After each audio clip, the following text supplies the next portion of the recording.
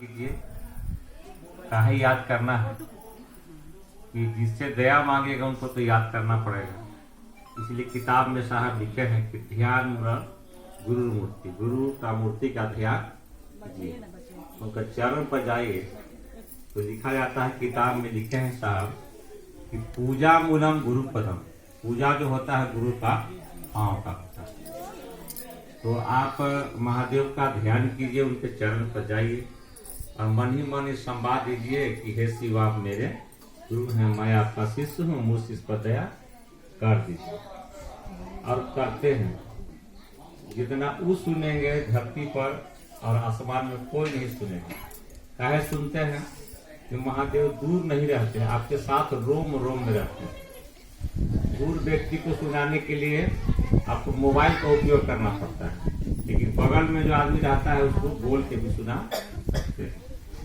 तो साहब ने कहा कि सबसे अगर करीबी कोई है तो महादेव, ताकि हमारे रोम रोम में है, इसलिए उनको याद कीजिए। जो भी दिक्कत हो, जो भी परेशानियां हो, उनसे कहिएगा तो सुनते हैं।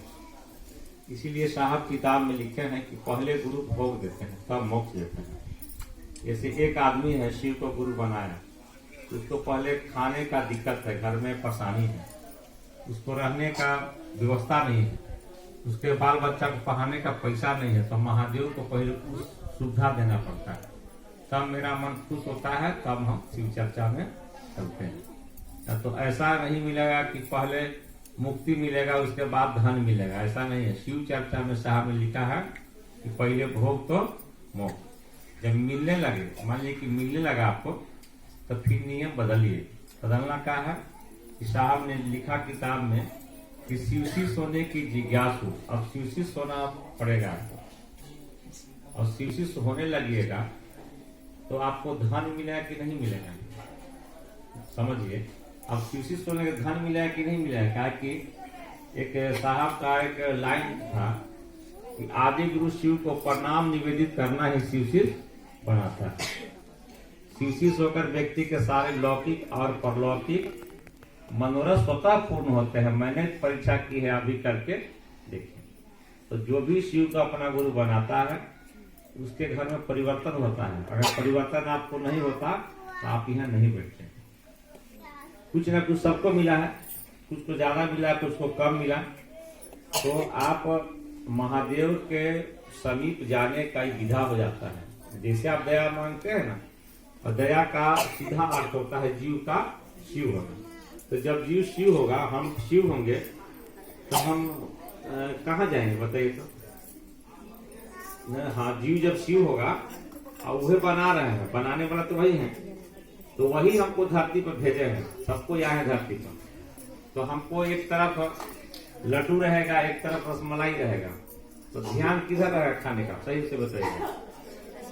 कहा है कि हाँ, आप भोग धरती पर आए हैं, वही साहब बोले हैं कि आपको गुरु क्या करेंगे कि भोग के वस्तु में रख के अपनी जोग में ले जाते हैं। जैसे हम लोग धरती पर आए हैं तो हम लोग स्वार्थी हैं, स्वार्थ रहना भी चाहिए। अगर स्वार्थ खत्म हो गया ना तो आदमी फिर भगवान हो जाता है। इसीलिए स्वार्थ रखिए। जैसे आपका घर है तो सवेरे उठ के झाड़ू लगाती है, नाश्ता बनाती है, कुछ नहीं कीजिए और दिन भर जाकर रोड पर बैठे तो आदमी ने कहे पागल हो गई। चाहे कि धरती के आकर्षण में है, तो वही आकर्षण में साहब ने कहा कि वह जीव हमें जीव भाव में उतरेगा। और वही जीव कैसे शिव बनेगा, तो गुरु बनाते हैं। जैसे आप ही होंगे तो घर में अपना काम धाम करती होंगी, लेकिन आप ही हैं शिव चर्चा में चलते चलते आप दूर भी जाते हैं कि नहीं, दूर भी जाती हैं कहीं ना कहीं। आप यहाँ है तो कल वहां है, घर के लोग बोलेंगे भी कि इनको काम ना धाम है, से शिव चर्चा करते हैं। देखिए अब आपका मन नहीं चला, किसी और का मन चला। बताइए, कहानी समझिए, कितने बड़े घराने की महिला थी मीरा, अब गली में नाचती थी, राजा की बहू थी, तो क्या जरूरत था नाचना। तो देवर बोलते थे कि शर्म नहीं लगता है, चूल्हे भर पानी में डूब के मर जाइए। तो कहते कि हमको नाचने का सब कोई नचवाता है तो हम क्या करें।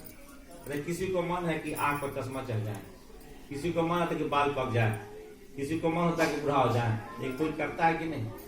तो वही मीरा बोलिए कि हम तो कहते